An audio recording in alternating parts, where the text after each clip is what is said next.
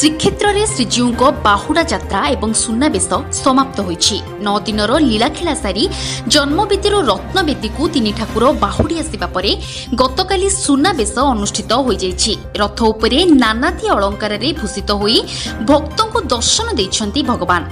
तेबे 138 प्रकार रत्न खचित स्वर्णालंकार दारू विग्रह मानकु सुसज्जित करा जायथिबा बेले सिंहारी पालिया खुंटिया भंडार मेकअप एवं चांगड़ा मेकअप सेवक माने प्रभु को सुनाबेश कराइथिले।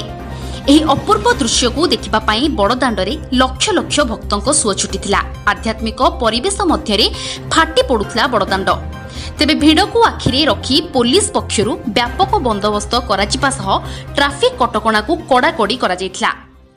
आषाढ़ शुक्ल एकादशी तिथि दारू विग्रह को सुनाबेश करिबार परंपरा थिबा बेले महाप्रभुंकर एही सुनाबेश को राजधिराज बेश बोली मध्य कुहा जायथाय। तेबे आज संध्यारे महाबाहुंक अधरपणा नीति हेब एवं आसंताकाली अर्थात नीलाद्री विजय दिन महाबाहु नीलकंदर को विजय करिवे। Bureau report important news Odisha.